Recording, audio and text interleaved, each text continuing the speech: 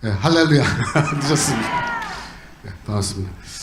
아까 구대교구 찬양하시는데, 가슴이 뭉클했습니다. 네, 정말 우리가 이 적들과 싸워야 돼요. 적들과. 이 적의 세력은 악의 세력인데 아주 악한 자들입니다. 오늘 제가 여러분들에게 온 세상을 뒤덮은 거짓의 세력이라는 제목으로 이제 말씀을 드릴 텐데, 여러분들이 오늘 잘 들으셔야 돼요. 왜냐하면 이게 미국의 부정선거에 관한 이야기인데 우리하고도 굉장히 관련이 깊습니다. 여러분, 미국이 지금 베네수엘라 문제에 집중하고 있는 거 잘 아시죠? 베네수엘라의 지금 대통령 이름이 뭐예요? 마두로 정권을 제거하기 위해서 지금 트럼프 대통령이 노력하고 있습니다. 트럼프 대통령은 이 베네수엘라를 테러 단체로 지정을 했어요. 여러분, 어떤 한 국가 자체를 저 국가는 테러 단체야 이렇게 말하는 게 어떻게 생각해보면 저 너무 심한 말 아닌가? 그런 생각이 좀 들죠. 저도 처음에 그렇게 생각했는데 제가 이걸 쭉 연구해보고 나서 그렇지 않구나, 정확한 말이구나 하는 걸 깨달았습니다. 제가 오늘 그 이유를 다 설명드릴 거예요. 또 트럼프 대통령은 심지어 항공모함이죠. 항공모함까지 이렇게 동원해서 지금 베네수엘라를 포위하고 있습니다. 미국은 왜 지금 이렇게 베네수엘라 문제에 집착하고 있을까요? 정말 이 마약 문제 그 하나 때문에 미국이 지금 베네수엘라를 저렇게 압박하고 있는 걸까요? 그렇지 않습니다. 트럼프 대통령은 지난 11월 24일에 트루스 소셜이라고 그러죠. 자기가 직접 만든 SNS 거기에 새로운 메시지를 올렸어요. 근데 그 메시지에 뭐라고 되어 있냐면은 우리는 우리의 모든 에너지와 능력을 부정선거에 집중해야 한다. 우리말로 하면 그런 뜻이에요. 우리의 모든 에너지와 능력을 부정선거 문제에 집중해야 된다. 그렇게 이야기를 했어요. 그러면서 이 짧은 메시지와 함께 유튜브 영상을 하나 같이 올렸습니다. 그 유튜브는 라라 로건이라는 미국의 여성 언론인인데 이 여성 언론인이 운영하는 유튜브예요. 팟캐스트인데 팟캐스트 제목은 Going Logan, 자기 성이죠. 로간은 그런 제목의 채널입니다. 이 채널에 저기 클릭을 하면은 바로 들어가는데 클릭을 하면은 45번째 에피소드라고 그래요. 45번째 에피소드로 찍어놓은 영상이 뜨는데 영상 길이가 2시간이 넘어요. 굉장히 길죠. 제가 그 영상을 2번을 봤어요. 그 영상의 제목이 뭐냐면 Stolen Election, 도난당한, 탈취당한 선거다 그런 말입니다. 그러면서 저기 왼쪽에 남자 2사람이 나오는데 왼쪽에 있는 사람 이름이 게리 번슨이라는 사람입니다. 게리 번슨이라는 사람은 CIA의 요원으로 근무하다가 지금은 은퇴했는데 주로 중동 지역에서 활동을 많이 한 아주 경력이 오래된 CIA 요원이에요. 그 오른편에 있는 저 머리 긴 사람은 랄프 페즐로라는 사람인데 이 2사람이 아주 오랫동안 친분이 있는데 이 두 번째 랄프 페즐로는 뭐 하는 사람이냐면 책 쓰는 사람이에요. 30년 동안 책을 썼는데 베스트셀러를 많이 쓴 그런 아주 유명한 작가입니다. 그런데 이 사람이 주로 무슨 책을 많이 썼냐면 미국 정보기관의 활동에 관련된 그런 책들을 많이 썼어요. 근데 이 랄프 페즐로가 금년 9월 달에 새로 책을 출판했습니다. 그 책 제목이 뭐냐면은 넘겨주세요. 바로 Stolen Election, 도둑맞은 선거라는 제목의 이런 책을 썼는데 부제목이 뭐냐면 The Takedown of Democracies Worldwide.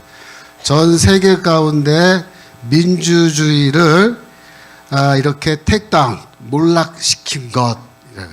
그러면서 이 부정선거 문제가 단순히 미국만의 문제가 아니고 전 세계 문제라는 것을 이 책에서 밝히고 있습니다. 트럼프 대통령이 왜 SNS에 이 영상을 올렸느냐? 바로 이 영상이 말하는 것이 중요하다. 나도 이 내용에 공감한다. 그런 뜻입니다. 그래서 쭉 그 영상을 보니까 그 영상은 뭐냐면 바로 이 책의 내용을 소개하는 그런 대담입니다. 두 사람이 직접 미국 선거가 어떻게 해서 부정선거가 되었는지 그 역사적 과정을 아주 자세하게 이야기해 주는데 내용이 매우 충격적입니다. 그래서 오늘은 제가 이 영상에서 두 사람이 말하는 내용을 요약해서 여러분들에게 소개하려고 합니다. 아까 말씀드린 그 게리 벤슨이라고 하는 그 CIA 소속의 그 요원이 이제 그 얘기를 하는 거예요. 자기 자신의 경험이죠. 2019년도에 CIA가 베네수엘라 정부의 마약 유통과 현금 세탁에 대해서 조사하라고 두 사람을 임명을 해서 두 사람이 조사를 시작했는데 그걸 조사하는 과정에서 우연히 미국 부정선거에 관한 엄청난 내용을 우연히 알게 되었다는 거예요. 그 이야기의 시작은 쿠바의 카스트로 아시죠? 지금은 죽었습니다만은 이 카스트로에게서부터 시작합니다. 이 쿠바의 카스트로는 그 당시 이 베네수엘라의 대통령이었던 차베스 대통령이라고 있어요. 근데 이 차베스를 굉장히 좋아했대요. 두 사람이 서로. 그래서 아버지와 아들 관계처럼 그렇게 지냈답니다. 1992년에 차베스가 쿠데타를 일으켰는데 실패했습니다. 그때 카스트로가 차베스를 쿠바로 데리고 와서 그때부터 멘토가 돼가지고 그를 지도해 줬대요. 그래서 결국 1999년에 베네수엘라에서 차베스가 권력을 장악하도록 도와줬는데 그때 이미 카스트로는 이 차베스한테 무슨 얘기를 했냐면은 전자투표 시스템에 대해서 이야기를 해줬다는 거예요.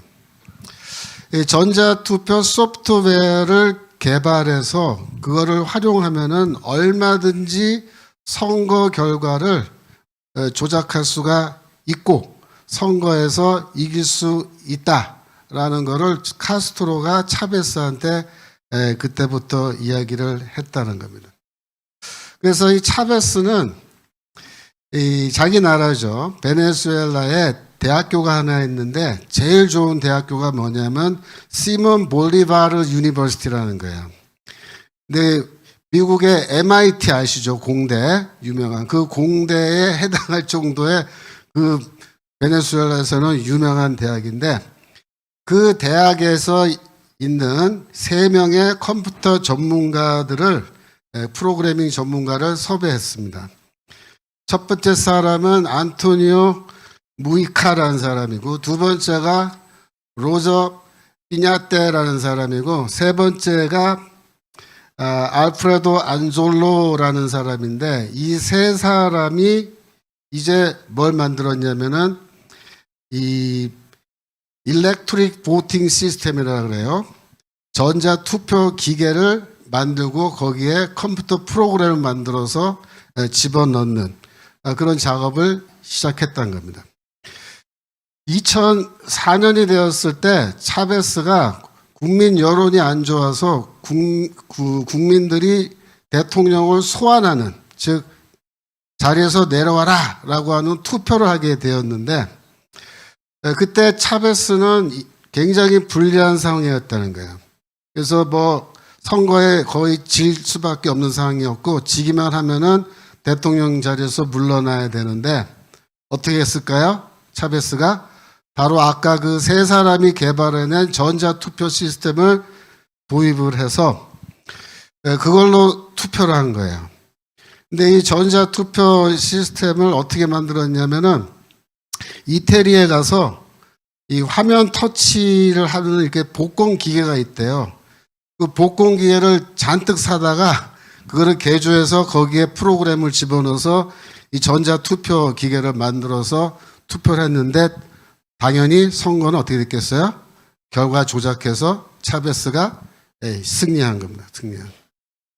그리고 차베스가 기분이 좋아가지고 이 엔지니어 한 사람당 200만 달러를 주고 뭐라 그랬냐면은 이제 이 선거 프로그램 전자투표 시스템을 너희가 더 연구해서 더 완벽하게 만들어라.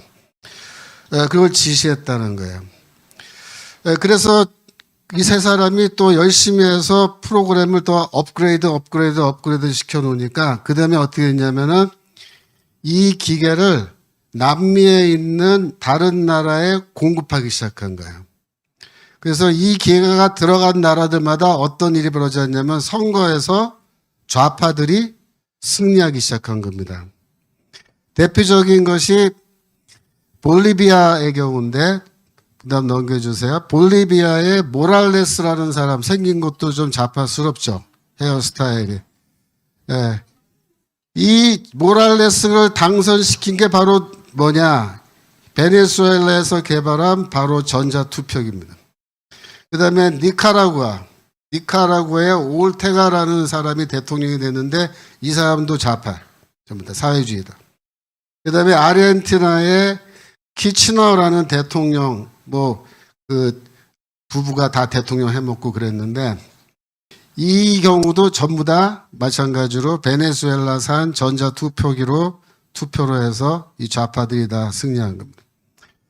그래서 쿠바의 카스트로가 이제 처음 아이디어를 내가지고 차베스한테 이런 거 만들어라 해가지고 이걸 만들어서 어떻게 되면 중미와 남미로 계속해서 이 기계를 수출해서 예전에는 게릴라 전투로 해가지고 좌파들이 사회주의 정부를 세웠어요. 근데 이제는 이 기계가 나온 다음부터 어떻게 되냐면 게릴라 전쟁을 할 필요가 없는 거예요. 예. 전자투표기 도입해서 그냥 선거하면 계속 이기는 거예요. 근데 그때나 지금이나 아무도 이 전자투표 기계에 대해서 의심을 하지 않았던 거예요. 아무도 문제 제기를 하지 않았는데 지금 와서 이제 이 사람들이 연구해서 밝혀낸 건데 예전에 남미의 그 사회주의 바람이 막 불던 그것은 다 뭐다? 이 기계 때문에 이렇게 된 거래요. 그래서 이 베네수엘라에서 이 전자투표 프로그램을 개발한 그 세 사람 다시 한번 보여주세요. 그 다음 거 보여주세요. 예. 여기 세 사람입니다. 예. 이 세 사람이 이번엔 어떻게 했냐면 2000년에 미국으로 가요. 미국 플로리다로 가요. 그래서 미국 플로리다에 가서 회사를 세웁니다. 그 회사 이름이 스마트매틱이라는 회사예요. 스마트매틱. 이 회사를 바로 이 베네수엘라 출신의 그 세 명의 컴퓨터 프로그래머들이 미국 가서 저 회사를 세웠는데 이 회사는 처음부터 세울 때부터 미국 회사처럼 보이지만은 사실은 누가 갖고 있는 회사냐면은 베네수엘라가 갖고 있는 거예요. 예, 베네수엘라. 차베스가 갖고 있고 지금은 누굽니까? 예, 그렇죠. 예, 지금 마두로 그렇죠. 마두. 말머리. 마두로. 그래가지고 이 세 사람이 미국에다가 이 회사를 떡하니 만들어 놓고서 그 다음에 이제 물건을 팔기 시작한 거예요. 근데 기가 막힌 게 뭐냐면 지금부터 아주 이상한 이제 일이 일어나는데 뭐냐면은 미국 정부에서 이 회사의 투표기를 구입하기 시작하는 거예요. 네. 미국 재무부에서 이 전자투표 기계를 구입하는 거예요. 놀랍죠?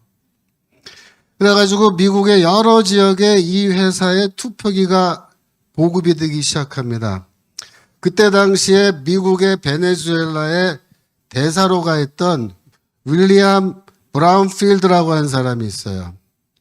이 사람이 그때 당시에 미국 정부에 5페이지짜리 보고서를 보냈대요. 내용이 뭐냐면은 이 스마트매틱은 이 베네수엘라 사람들이 만든 건데 이거 전부 다 굉장히 위험하고 그 기계 자체가 의심스러운 기계다. 그러니까 절대로 이거 미국이 이런 회사 기계를 도입하면 안 된다라고 그런 보고서를 미국 상원에도 보내고 여기저기 다 보냈다는 거예요. 그런데도 어떻게 됐냐? 무시당했습니다. 그래서 미국 선거에 이 베네수엘라 회사 스마트매틱이라는 이 회사의 기계가 사용되기 시작한 거예요. 그 미국의 베네수엘라가 지금 적국이잖아요, 그죠? 근데 적국에서 적대적인 국가의 출신의 사람들이 미국에서 만든 회사인데 다른 기계도 아니고 뭐 밥하는 기계 그런 것도 아니고 선거하는 기계인데 그거를 미국에서 구입해서 사용하는 어처구니 없는 일이 2000년대부터 일어난 겁니다. 그래서 이제 이 스마트매틱이라는 회사는 2007년도가 되면은 세코이아라는 회사를 인수 합병해요. 근데 이 세코이아는 원래 미국 회사인데 어떤 회사냐면은 은행 ATM 있죠. 터치 스크린. 그런 터치 스크린을 만드는 기술을 갖고 있는 회사였는데 이 회사를 인수인계해서 쉽게 말하면은 물타기를 한 거예요. 자기들이 스마트매틱은 이제 베네수엘라 사람들이 만든 건데 세코야는 미국 회사란 말이야. 이걸 사가지고 이제 합병을 해서 사람들이 보기에도 이거 미국 회사구나라고 그렇게 느끼게 하고. 그래서 이때부터 스마트매틱이 더 잘 팔리기 시작하는데 이 캘리포니아에서 스마트매틱을 이제 도입을 합니다. 그런데 여러분 아놀드 슈왈츠네거라는 사람 알죠? 영화배우. 그 다음 거 보여주세요. 그 다음 이분이 원래 캘리포니아 주지사였던 시절에 이 기계를 좀 사달라고 이제 부탁이 들어갔는데 이분이 어떻게 했냐면은 MIT하고 버클리 대학 출신의 컴퓨터 전문가들을 불러다가 너희가 이 기계하고 프로그램을 한번 살펴봐라. 이게 정말 선거 프로그램으로 적절한지 그래갖고 시켰다는 거예요. 그랬더니 그 사람들이 다 조사한 다음에 이 프로그램은 절대 쓰면 안 됩니다. 이거는 선거 결과를 조작할 수 있는 그런 가능성 있는 프로그램입니다. 그렇게 얘기를 해서 이 슈왈츠네거가 주지사를 했을 때 캘리포니아에서는 이 기계를 도입하지 않았는데 2011년에 제리 브라운이라는 사람이 이제 주지사가 됐는데 이 사람이 어떻게 했냐면은 규정을 쥐도새도 모르게 싹 바꿔버렸어요. 예. 이게 원래 감사를 다 해가지고 물건 사게 됐는데 그 규정을 바꿔버리고 이런 조사를 절차를 밟지 않고 그냥 도입을 한 거예요.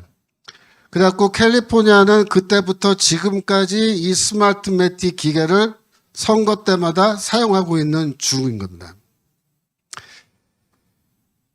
2009년이 되면은 세코이아가 카나다 회사인데요. 도미니온이라는 회사에 이 스마트매틱이 세코이아를 팔아요. 팔고 나서 그 회사랑 합병을 합니다. 그러니까 도미니온이라는 회사는 원래 스마트매틱하고는 다른 회사고 카나다 회사인데 두 회사가 결국 합병을 하게 돼요. 그 다음에 다시 또 쪼개져서 나가요. 그래서 결과가 어떻게 되냐면은 두 회사는 이름만 다르지만은 똑같은 프로그램을 공유하고 있는 기계와 프로그램이 동일한 한 몸인 회사인 거예요. 그런데 이 도미니언이라는 회사의 저 전자투표기가 지난 2020년 미국 대선 때 문제를 많이 일으켜서 굉장히 논란이 됐던 그러한 기계입니다. 그래서 스마트매틱과 도미니언이라는 두 개의 회사가 미국 전체에 이 전자투표기를 많이 공급했는데 미국 전체를 놓고 보면은 22%에서 24% 정도의 지역에서 이 기계들이 사용돼요. 여러분 생각해 보면은 뭐 24%면은 4분의 1도 안 되네. 얼마 안 되지 않나 그렇게 생각할 수 있지만 문제가 뭐냐면은 이 기계가 사용되는 지역들을 보면은 대부분 어디서 사용되냐면은 스윙 스테이트라고 하는 곳에서 이 기계들이 사용되고 있습니다. 여러분 스윙 스테이트이 뭐예요? 미국의 주가 여러 개가 있는데 대통령 선거, 국회의원 선거할 때마다 이번에는 민주당, 다음번에는 공화당 맨날 엎치락 뒤치락 싸우고 막 난리 나는 경합주라 그러죠. 이 경합주가 스윙 스테이트인데 이 스윙 스테이트에 집중적으로 이 기계들이 공급되어서 지금 사용되고 있다는 거예요. 그래서 경합주의 선거 결과를 어떻게 한다? 베네수엘라가 얼마든지 조작할 수 있게끔 그렇게 되어 있었고 지금도 그렇게 되어 있다라는 겁니다. 미국 대통령 선거도 결국 누가 결정하느냐? 그렇게 보면 어떻게 돼요? 베네수엘라가 결정하는 거예요. 베네수엘라가.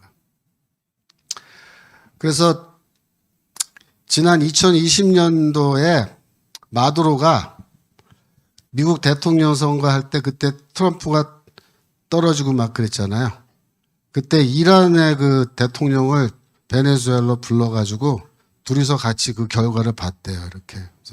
그래서, 이번에 절대로 트럼프 못되게 한다. 자기가 정말 그렇게 됐다. 2008년도에 민주당 대통령 후보 결정을 위한 선거입니다. 일리노이에서 프라이머리라고 해서 민주당 대통령 후보 결정을 위한 선거가 있었는데 그때 오바마하고 힐러리 클린턴이 붙었는데 오바마가 이겼어요. 그때 당시 이게 이변입니다. 왜냐하면은 힐러리 클린턴이 미국의 국무장관이었어요. 국무장관이 대통령 출마했는데 일개 주지사가 나와가지고 이겨버린 거예요. 그 전부 다 놀랐는데 그때 일리노이 프라이머리 이 투표할 때 선거 시스템을 누가 관리했느냐? 이 사람이 관리했습니다. 넘겨주세요. 로저 피냐테. 바로 그 베네수엘라 출신의 스마트 메리 프로그램 만든 그 두 번째 사람이죠. 이 사람이 민주당 대통령 후보도 결정하는 거예요. 기가 막히죠.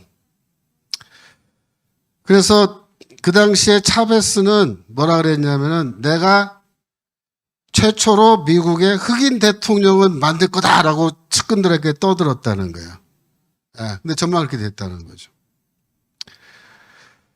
그래서 이 스마트매틱과 도미니온이라고 하는 회사는 그때부터 지금까지 미국의 선거에 깊이 관여하면서 자기 안에 컴퓨터 프로그래밍 전문가들을 수백 명을 데리고 있으면서 계속해서 이 미국 선거를 연구하고 그다음에 특별히 감사가 나오면은 그 감사를 어떻게 피해갈 수 있는지 그거를 끊임없이 연구해 왔다는 거예요. 그래서 아까 그 게리 벤슨이라고 그 CIA 전문가 그 사람의 말에 따르면은 얘네들이 갖고 있는 프로그램을 보면은 선거를 조작할 수 있는 방법이 모두 14가지가 있대요. 14가지의 다양한 방법이 있는데 항상 같은 방법을 쓰는 게 아니고 똑같은 선거인데 미국의 카운티라 그래요. 우리말로 하면은 뭐 군 그 정도 되는 건데 카운티가 이렇게 붙어 있으면은 이 카운티와 저 카운티와 여기 붙어 있는 카운티 사이에 선거 조작하는 방법을 다르게 하기 위해서 14개 중에서 다양하게 방식을 조합해서 쓴다는 거야. 그래갖고 웬만한 전문가는 그거 결과 놓고서는 이거 부정선거라는 걸 밝히기가 매우 어렵게 그렇게 만들어 놨다라. 그래서 얘네들이 선거가 있기 1년 전, 2년 전부터 빈틈없이 선거를 연구하고 조작하기 위해서 준비를 하는데 뭐 기가 막힌 방식들을 다 동원해서 하기 때문에 이거 뭐 막기가 굉장히 힘들다. 근데 여하튼 결론은 뭐냐면 자기들이 원하는 사람을 당선시킨다 이겁니다. 2020년에 게리 번스는 전 세계에서 가장 큰 카르텔입니다. 마약 카르텔. 베네수엘라의 마두로 정권을 조사하기 시작했는데 그때 이 오른쪽에 있는 그 게리 번슨을 도와준 사람이 있는데 누구냐면 마틴 로딜. 그다음 보세요. 그다음 마틴 로딜이라는 사람인데 이 사람은 이제 베네수엘라 사람이에요. 근데 게리 번슨하고 굉장히 가깝게 파트너로 일을 한다 그러니까 이 사람도 일종의 뭐 CIA 소속의 베네수엘라 본토인인데 이 사람이 굉장히 유능하고 이 사람이 굉장히 많은 정보를 게리 번슨에게 제공해 줬다 그럽니다. 그래서 이 사람을 통해서 스마트매틱이라는 회사에 대해서 알게 되고 마두로가 부정선거를 하고 있다. 더구나 미국에서 그 얘기를 들은 거예요. 그래가지고 누굴 찾았냐면은 그 스마트매틱에서 일하는 베네수엘라 그 프로그래머들을 훈련시키는 교수가 있대요. 그 교수를 찾아가서 만나서 그 사람에게 다 이야기를 들었다는 겁니다. 그 다음에 두 번째로 어떻게 했냐면 스마트매틱에서 일을 직접 하는 직원들을 만나서 그 사람들을 설득해서 정보를 다 들은 거예요. 그래가지고 2년간 조사를 해서 조사를 다 해가지고 내용을 다 파악한 다음에 미국으로 돌아와서 미국에다가 이 사실을 알리려고 이렇게 한 겁니다. 그런데 첫 번째 이제 접촉했던 사람들이 누구냐면은 마이클 플린이라는 이 장군인데 이 사람은 지금 현재 미국 국가안보보좌관으로 일하고 있는데 2020년 선거 때에도 이 플린 장군이 부정선거 이야기를 제일 많이 했습니다. 그걸 묻혔죠, 결국. 그래서 이 사람이 왜 마이클 플린이 그때 그렇게 했냐면은 이 게리 번슨이랑 그때 정보를 공유했기 때문이라는 거예요. 두 번째로 패트릭 번이라는 사람이 있는데요. 그 다음 사진이요. 이 패트릭 번은 미국의 overstock.com이라는 회사의 사장입니다. overstock.com은 뭐냐면은 가구를 싸게 파는 회사예요. 그러니까 미국에서 이 집에 가구 필요하면은 물론 가구점 가서 살 수 있지만 인터넷으로 이렇게 구입할 수 있는데 저도 미국에서 overstock.com에서 가구 몇 번 산 적이 있는데 굉장히 싸게 좋은 걸 많이 팔아요. 거기 사장이에요. 근데 이 사람이 최근에 와서 실토했는데 자기도 CIA 요원이라는 걸 밝혔습니다. 근데 이 패트릭 번은 이 부정선거 문제를 가지고 굉장히 노력을 많이 했는데 이 사람이 자기가 갖고 있는 거의 전 재산을 다 이 부정선거를 밝히는데 다 써버렸어요. 지금 거의 거지 됐습니다. 예. 그래서 이 사람들이 함께 힘을 합쳐서 FBI에 제보를 했대요. 그때 어떻게 했냐면 FBI에서 그다음부터 게리 번슨을 수사하기 시작했다는 겁니다. 거꾸로. 방송국 언론에 제보했는데 아무도 받아들여주지 않고 미국 연방 검찰에까지 가서 제보했는데 종종 무소식이라는 겁니다. 그리고 생명의 위협을 느껴서 게리 번슨은 식구들을 스위스로 다 피신시키고 막 그랬습니다. 2020년 11월 트럼프 대통령이 떨어진 그 선거죠. 그 선거 때 이 문제를 알리기 위해서 굉장히 많은 노력을 했는데 사람들이 들으려고 하진 않았다는 거예요. 심지어 트럼프 대통령에게도 가서 얘기해 주려고 그러는데 주변에서 막아서 만나지도 못하고 뭐 그랬대요. 아까 말씀드린 그 책 스톨런 일렉션이라는 책도 원래는 그때부터 이미 출판하려고 했었는데 모든 출판사에서 우리 안 한다 다 하기로 해놓고 또 못 찍는다 안 찍는다 그래서 결국 지난 9월 달에 되어서야 이 책이 늦게 나온 겁니다. 여러분 이 세상에 마약 카르텔이 여러 개가 있는데요. 카르텔들은 전부 다 이름을 갖고 있어요. 콜롬비아의 마약 카르텔은 제일 유명한 게 파블로 에스코바르라고 하는 사람이 두목으로 있는 카르텔인데 그 카르텔의 이름은 뭐 메데인 카르텔 그렇게 이제 이름이 붙어 있습니다. 그렇다면은 베네수엘라의 마약 카르텔, 베네수엘라에서 마약 많이 밀매하잖아요. 베네수엘라의 마약 카르텔 이름이 뭐냐? 이렇게 질문하면 대답이 뭔 것 같아요? 베네수엘라의 마약 카르텔 이름은 베네수엘라입니다. 베네수엘라. 왜 그러냐면은 현재 마두로 정권 그 자체가 마약 카르텔 역할을 하고 있는 거예요. 그러니까 정부가 주도가 돼서 마약을 만들어서 미국에다가 마약을 수출하고 이런 짓을 하는 거예요. 원래 베네수엘라의 마약 카르텔 이름은 뭐냐면요. 스페니쉬로 카르텔 델로 솔레스, 카르텔 델로 솔레스 이렇게 돼 있어요. 그가 영어로 말하면 카르텔 오브 더 선, 태양의 카르텔이에요. 태양의 카르텔. 태양의 카르텔이 베네수엘라의 마약 카르텔인데 그 두목이 누구냐? 마두로입니다. 마두로가 이 카르텔의 두목이에요. 그래서 베네수엘라의 군부의 모든 장교들, 장군들은 다 뭐다? 카르텔 멤버입니다. 다 마약상들이에요. 베네수엘라의 권력층, 무슨 장관이고 차관이고 무슨 뭐고 간에 전부 다 뭐다? 전부 다 카르텔 임원들이에요. 카르텔. 다 마약상들. 그래서 베네수엘라는 이 군복을 입으면 여기 견장을 달잖아요. 여기 계급장.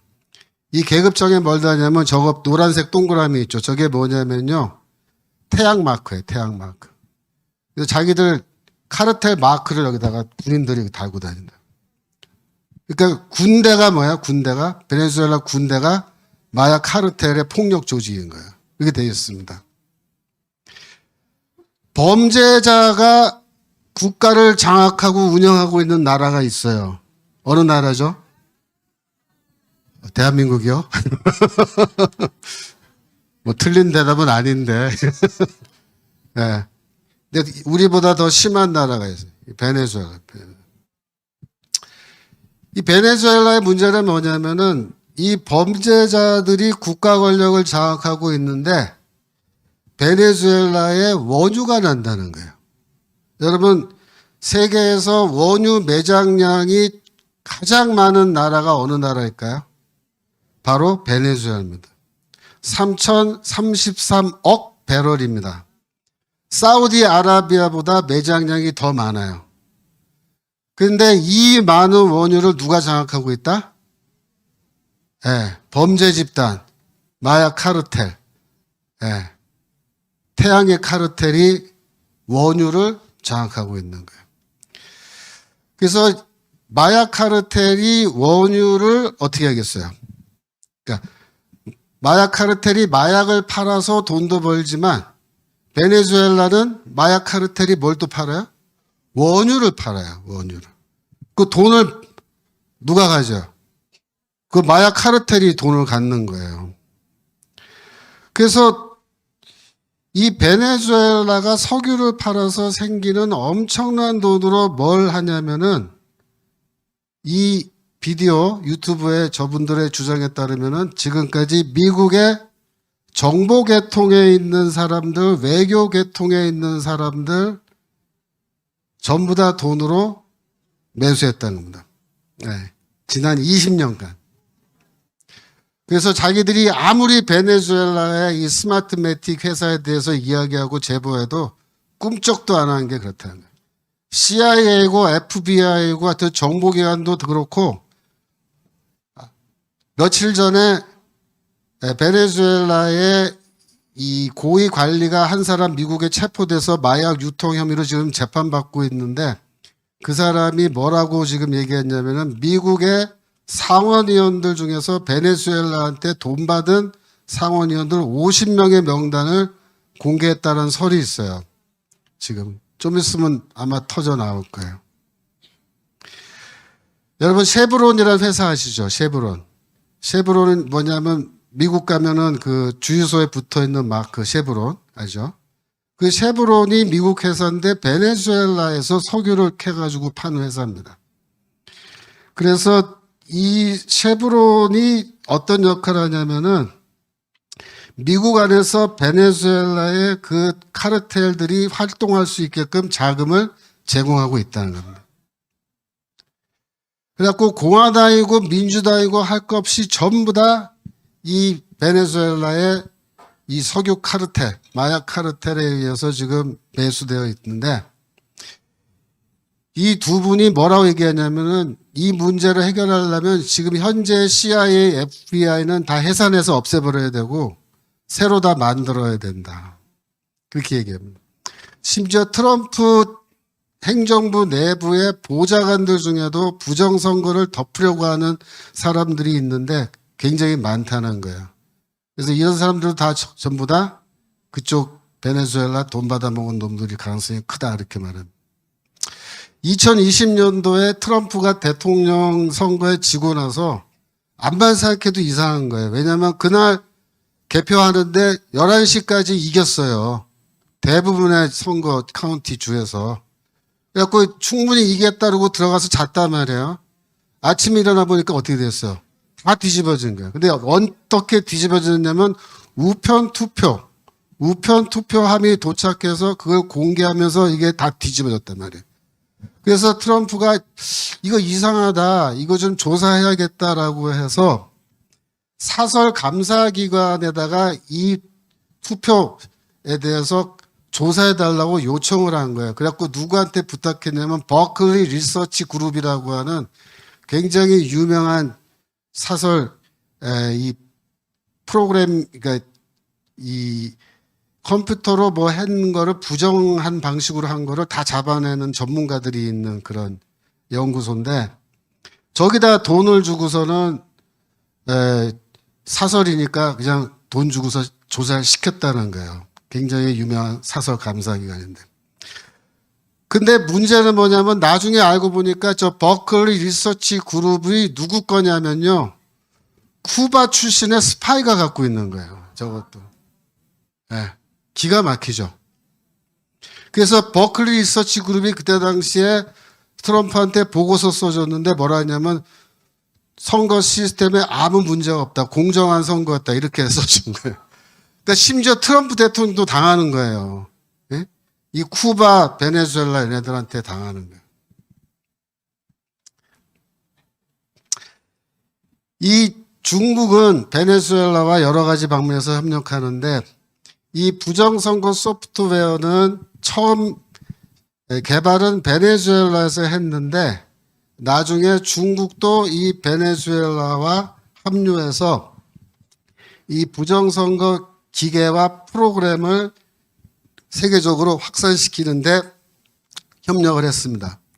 어떻게 협력했냐면은 중국은 기계를 만들고 그 기계에 베네수엘라 소프트웨어를 까는 거예요. 그래갖고 전 세계에 수출하는 거예요. 그 다음에 미국에다 수출하고. 근데 중국이 어떻게 수출했냐면은 이 기계를 만든 다음에 대만으로 보낸대요. 그 대만에서 대만 레이블을 다 붙인대요. 메이드 인 타이완.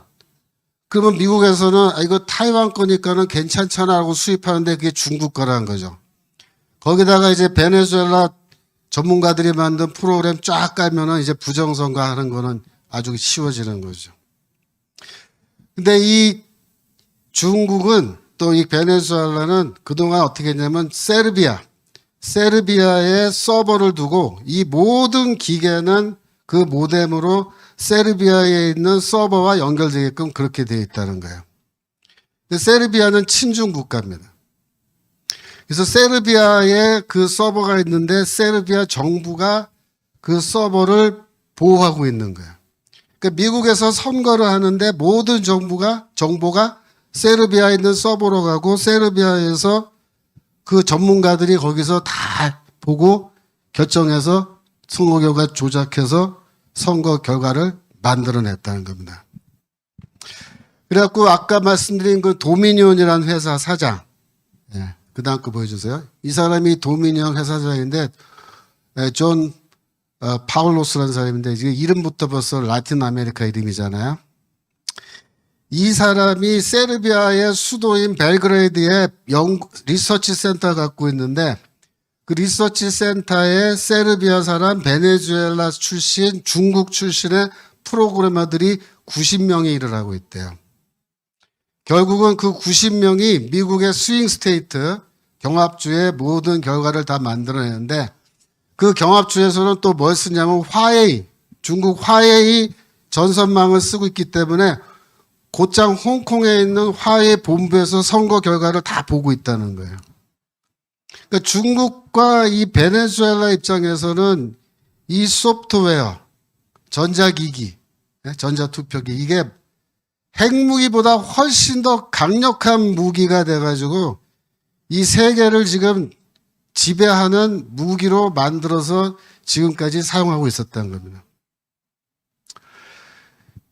2024년에 트럼프가 집권하고 나서 일론 머스크에게 이제 낫지라고 그 정부 부처 효율성 따져서 효율이 떨어지는 정부 부처는 없애고 막 했잖아요. 그때 일론 머스크가 USAID라고 하는 미국 국제개발처라는 데인데 거기를 폐쇄하라고 트럼프 대통령에게 조언을 해서 폐쇄시켰습니다. 근데 USAID가 그동안 뭘 했냐면은 각 나라에 있는 미국 영사관 직원들을 동원해서 베네수엘라가 만든 스마트매틱 프로그램 소프트웨어가 들어있는 기계를 구입하도록 마케팅을 한 거예요. 네. 지난 10년 동안 미국 사람들이 낸 세금 70억 달러입니다. 우리 돈으로 10조 원을 이 USAID에다가 지원을 해가지고 이 베네수엘라가 만든 이 투표기와 소프트웨어를 그동안 72개국에 수출한 겁니다. 근데 그 72개국에 우리나라가 지금 포함되어 있을까요? 아마도 있을 것으로 추정됩니다. 저기 글씨가 좀 조그맣게 나왔는데 12월 1일입니다. 지난 1일에 트럼프 대통령이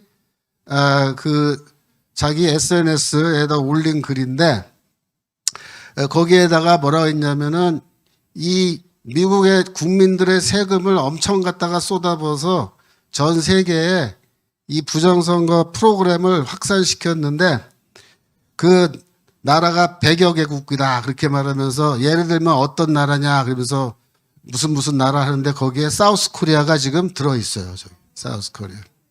네. 우리나라 선거관리위원회가 A웹이란 거 세운 거 아세요? A웹. 우리나라가 선거관리위원회에서 만든 기관인데 그다음 거 넘겨주세요. A웹이라고 있는데 네. 하나 더 넘겨주시고.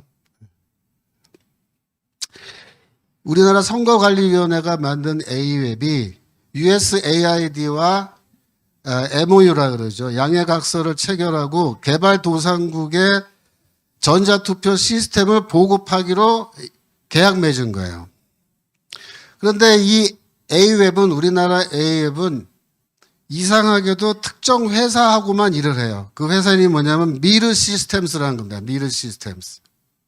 이 미르 시스템스에게 독점적으로만 그 수주를 줘서 이 미르 시스템스의 전자투표기를 해외에 수출하게 하는데 문제는 뭐냐면은 이 미르 시스템스가 갖고 있는 프로그램의 소스 코드와 미국에서 문제가 된 스마트매틱의 소스 코드가 같다라는 설이 있어요, 지금. 네? 같다라는 설이.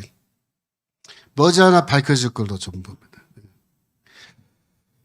2024년도 미국 대통령 선거가 있어서 그때 11월 달에 트럼프 대통령이 당선됐는데 그때 이면에서는 어마어마한 사건들이 그때 벌어졌다는 겁니다. 트럼프 대통령이 지난 1일에 언급한 소셜 SNS 넘겨주시면은 여기에 아까 한국 언급됐다고는 그 글이잖아요. 근데 거기에 뭐라 그랬냐면은 2020년에 바이든이 경합주에서 51대 49로 그러니까 대부분의 카운티에서 51대 49로 승리했는데 이게 과연 우연일까? 이게 우연이 아니다 이거죠. 선거 결과를 조작한 결과다. 이렇게. 어떻게 그렇게 했느냐? 미국 시민의 세금으로 전 세계에 이 가짜 엉터리 기계 다 보급했는데 그거 공급받은 나라들 중에 카나다, 브라질, 호주, 한국, 콩고 이런 나라들이 다 들어가 있다. 근데 그러면서 거기에다가 뭘 붙였냐면요. 일론 머스크가 2024년 선거가 도둑맞지 않겠다라는 그 글이 있고 이 이야기를 전하는 저기 안경 쓴 젊은 친구 베니 존슨이라는 사람의 이 팟캐스트입니다. 유튜브 같은 건데 그 영상이 첨부돼 있어요. 그런데 이 영상을 보면은 어떻게 되어 있냐면은 일론 머스크가 어떻게 2024년도에 대통령 선거의 부정선거를 막았는지 그 스토리를 이제 이야기하는 건데요. 근데 이 젊은 친구가 말하는 거는 사실 다른 사람이 먼저 다 말한 거예요. 그게 누구냐면요. 넘겨주세요. 네. 에머럴 로빈슨이라고 하는 여자 기자인데요. 이 기자가 트위터 아시죠? 지금 X에다가 125번까지 번호로 매겨가면서 글을 올렸어요. 근데 저도 하도 길어가지고 다는 못 읽었는데 읽다가 말았는데 그걸 읽어보면은 진짜 기가 막힌 이야기들이 많이 나옵니다. 제가 중요한 것만 정리해서 오늘 말씀드리겠습니다. 125개 트위터 중에서 2024년도에 11월 달에 대통령 선거 했거든요. 근데 몇 주 전인데 10월입니다. 10월에 어떤 한 사람이 남자가 트럼프의 마라라고 별장이라고 있어요. 그 마라라고 별장에 가서 트럼프를 만났다 이렇게 시작합니다. 만났는데 누군지는 이름을 밝히지 않는데 아마도 게리 번슨이 확보한 베네수엘라 출신의 이 스마트 매틱의 정보를 다 갖고 있는 그런 기술자입니다. 그 사람이 결국은 다 자백을 한 거예요. 그래서 미국을 위해서 내가 다 이야기하겠다 그래서 증언을 하겠다 그래서 데려온 거예요. 미국에 2명이 지금 와 있어요. 베네수엘라 사람 둘이가. 그 중에 한 명이 말하려고 간 것 같아요. 하여튼 누군가 갔는데 트럼프를 만나서 이제 베네수엘라가 지금까지 해온 거를 다 이제 프레젠테이션 하는데 그때 수지 와일드 넘겨주세요. 네, 넘겨주시고 하나 더. 수지 와일드라는 저 여자분이 지금 누구냐면은 현재 백악관 비서실장인데 저 여자가 지난 대선 때 트럼프를 많이 도왔다 그러죠.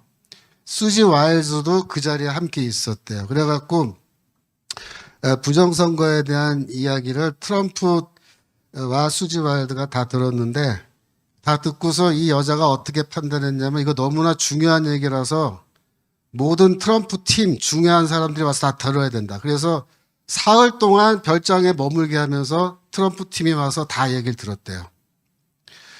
그러고 났는데 결론이 안 나는 거예요. 이 사람의 말을 믿어야 될지 말아야 될지. 그래갖고 수지 와일드가 누구를 불렀냐면 우리가 잘 아는 누구겠어요? 일론 머스크를 부른 겁니다. 일론 머스크. 일론 머스크가 이제 비행기 타고 말하라고 딱 왔는데 이야기를 쫙 하니까 됐고 그러면서 갖고 있는 자료 다 나한테 달라 그랬어요. 그 자료를 그 자리에서 쫙 봤대요. 일론 머스크가.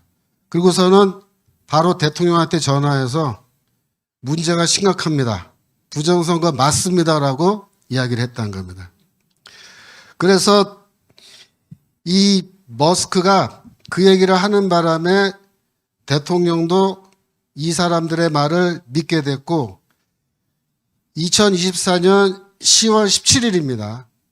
그때 말하라고 해서 일론 머스크가 자료 보고 나서 곧바로 펜실바니아의 트럼프 유세에 찾아가서 마이크 잡고 많은 얘기했는데 그때 무슨 말 했냐면 도미니온이라고 하는 선거 기계를 비난하는 연설을 한 거예요. 저기서. 이 이후에 머스크와 트럼프 팀이 베네수엘라에서 온 그 정보 제공자들과 영상으로 회의를 했는데 그때 익명의 일본인 컴퓨터 전문가가 도미니온의 IP 어드레스라 그래요. 그게 쉽게 말하면 프로그램 중에서 자기 이름표 같은 건데 정확한 IP 어드레스를 어떤 일본인 컴퓨터 전문가가 알려줘요. 그 덕분에 이 기술팀이 이 스마트메릭 도미니언이 갖고 있는 프로그램의 선거 조작 구조를 이해할 수 있게 된 겁니다. 그래서 트럼프의 그 사이버 보안팀이 이 주소를 추적해서 데이터를 확보하기 위해서 노력을 한 거예요. 그래가지고 선거 있기 11월에 있기 사흘 전에 세르비아에 있는 도미니온 그 서버 있죠. 세르비아 서버를 공격했어요. 이 사람들이 공격을 해서 그걸 다 털어오려고 그랬는데 그때는 증거 확보에 실패했습니다. 근데 다른 보안팀이 백업되어 있는 데이터를 확보한 거예요. 그래서 이 트럼프 팀이 지금 현재 그 세르비아에 있는 그 서버의 상당 부분의 그 정보를 이미 다 확보한 상태로 갖고 있다 그 얘기입니다. 그래서 이 선거 당일날 사실 트럼프도 과연 세르비아에 있는 서버를 무력화시키긴 했지만 그거로 정말로 부정선거를 막을 수 있을지 없을지 잘 몰랐다는 거예요. 그래가지고 그 당시에 이 정보를 제공해 준 사람들은 전부 다 외국에 도망가 있었대요. 게리 번스는 스위스에 도망가서 식구들이랑 선거 결과 지켜보고 있고 패트릭 버는 카타르로 갔대요.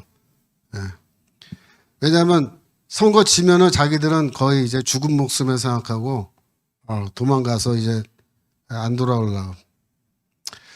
그래서 트럼프 대통령도 초조하게 기다렸는데 이긴 거예요. 그래서 결과적으로 아마도 그 세르비아에 있는 서버를 공격한 것이 상당한 큰 효과를 갖지 않았느냐. 하지만은 지금 베네수엘라에 있는 스마트메릭 본사의 그 서버를 다 털어버리지 않으면은 또 당할 수 있다 그렇게 봅니다. 그래서 지금 미국이 베네수엘라를 압박하고 있는 겁니다. 2024년도에 베네수엘라에서 2명의 사람이 내부 고발자로서 영어로 휘슬 블로워라 그래요.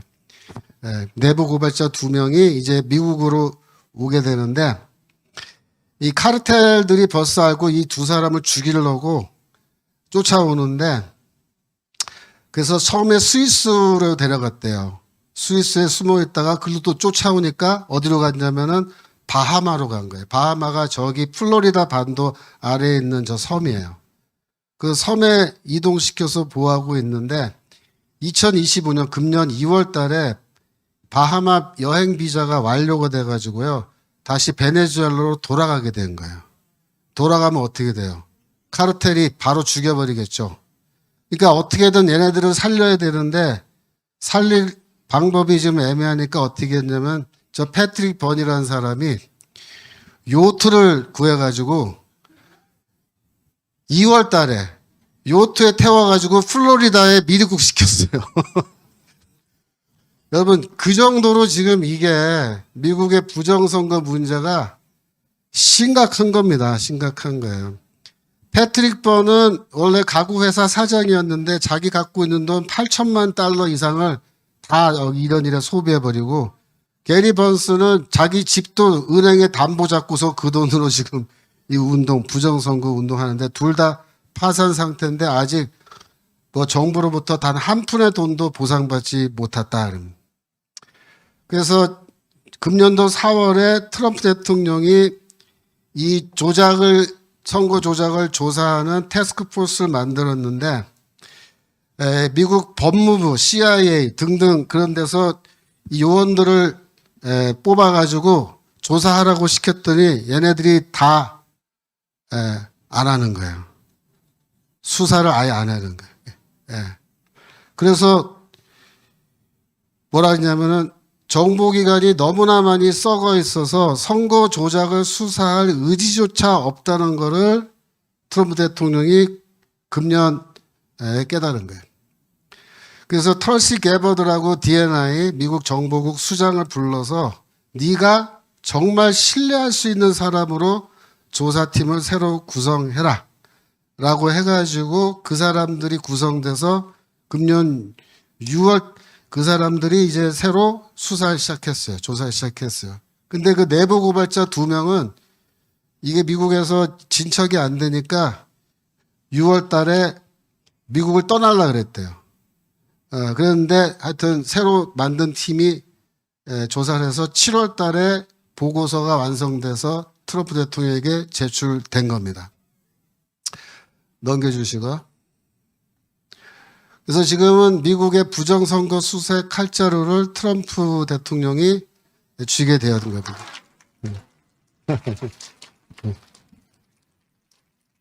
2000년 선거에서 패배하고 여러 지역에서 부정선거 소송이 있었습니다. 근데 트럼프 쪽 소송이 전부 다 패소했어요. 이긴 거 거의 없습니다. 왜 그랬냐면은 그 당시에 재판을 하는데 결정적 증거가 없는 거예요. 결정적 증거가 뭐냐면 스마트 매딕의 소스 코드와 프로그램입니다. 그게 없기 때문에 그걸 증명하지 못하는 이상은 이 소송에서 못 이겨요. 그런데 이번에 게리 번슨이 확보한 2명의 내부 고발자들은 이 소스 코드와 프로그램을 다 미국 정부에 제공한 겁니다. 그래서 미국이 지금 프로그램과 소스 코드를 다 갖고 있습니다. 즉 프로그램을 창조한 사람들이 어떤 방식으로 선거 결과를 속여왔는지 그거를 다 설명할 수 있는 자료를 갖고 있기 때문에 앞으로는 소송이 벌어지면 질 수 없게끔 이렇게 된 겁니다. 그 트럼프 대통령도 그래서 SNS에 그런 영상과 트위터를 메시지를 계속 올리고 있는 거예요. 그 트럼프 대통령이 베네수엘라를 미국을 공격하는 테러리스트 국가다 그렇게 얘기를 하거든요. 그게 빈말이 아닌 거예요. 단순히 마약을 팔기 때문에 미국을 공격한다 그 정도가 아니고 이건 미국의 자존심이 걸린 문제입니다.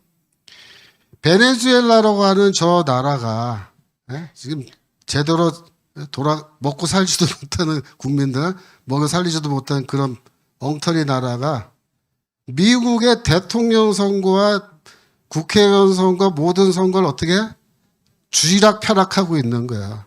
그러니까 자존심 상해요, 안 상해요? 그러니까 한국만 갖다 놓고 저걸 어떻게 두들겨 패 죽여 말아 지금 그러고 있는 거예요. 그래서 베네수엘라고 하는 마약 카르텔 국가가 미국을 지난 20년간 중국과 함께 우롱하고 전 세계에 이러한 엉터리 프로그램, 투표 시스템 보급해서 좌파 정부들이 세워지게끔 그렇게 해왔는데 이거를 이제는 공개하고 이거를 뿌리 뽑는데 트럼프 대통령이 뭐라 했냐면 앞으로 수개월 안에 모든 증거를 다 공개하겠다. 지금 그렇게 얘기했습니다. 네, 넘겨주시고요. 지난 8월 달에 털시 게버드 DNI 국장, 미국 정보국 수장인데 이 여자분이 뭐라 그랬냐면 FBI의 그 창고입니다. 창고에 있는 가방에서 부정선거 증거를 발견했다라고 언론에서 얘기했습니다. 그 다음에 넘겨주시고 FBI 국장이죠. 캐시 파텔.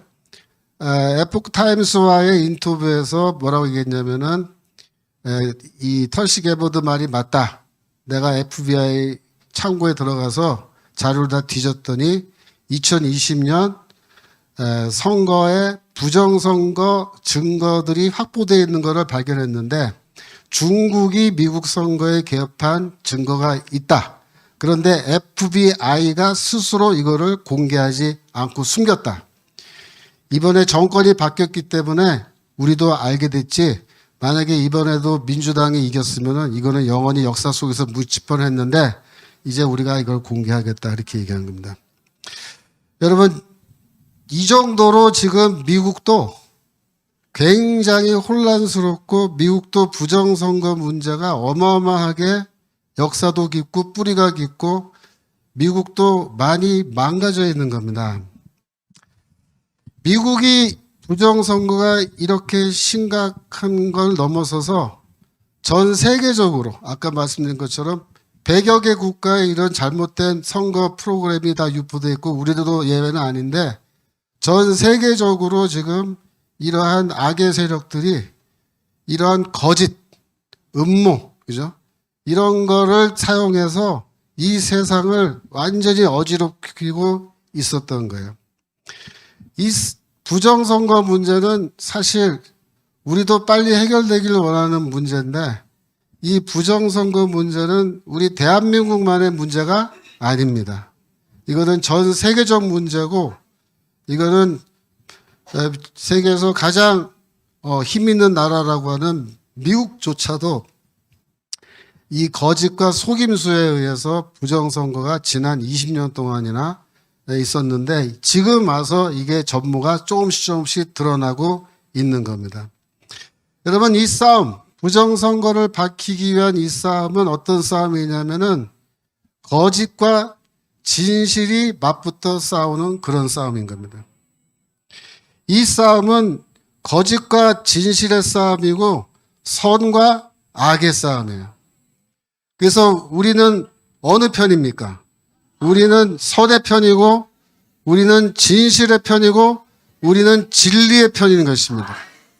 아까 읽었던 성경 말씀 시편 5편 4절 함께 읽읍시다. 시작. 주는 죄악을 기뻐하는 신이 아니시니 악이 주와 함께 머물지 못하며 오만한 자들이 주의 목전에 서지 못하리이다. 주는 모든 행악자를 미워하시며 거짓말하는 자들을 멸망시키시리다. 여호와께서는 피 흘리기를 즐기는 자와 속이는 자를 싫어하시나이다. 아멘. 하나님께서는 속이는 자, 거짓말하는 자, 이런 자들을 어떻게 하신다고요? 싫어하시고 멸망시키신다라고 성경 말씀에 그렇게 되어 있습니다. 우리는 하나님을 믿습니다. 하나님의 뜻이 이 땅에 이루어질 것은 우리 믿습니다. 하나님께서는 이 악을 행하는 자, 거짓을 행하는 자, 이들을 싫어하실 뿐만 아니라 멸망시키신다고 말씀하셨기 때문에 반드시 이 싸움에서 우리는 승리할 줄로 믿습니다. 오늘도 우리가 함께 기도하시는데 하나님 이 세상을 가득 덮고 있는 이 거짓과 악의 세력들의 이 어두운 그림자, 이 흑암을 주여 하루빨리 걷어서 없애주시고 하나님의 찬란한 영광의 빛이 이 온 세상에 특별히 우리 대한민국에 또한 미국에 가득하도록 우리가 하나님께 기도해야 됐습니다. 반드시 이 싸움에서 승리하게 해달라고 거짓은 반드시 패배하게 해달라고 승리할 수 있도록 우리가 함께 목소리 내서 기도하시겠습니다.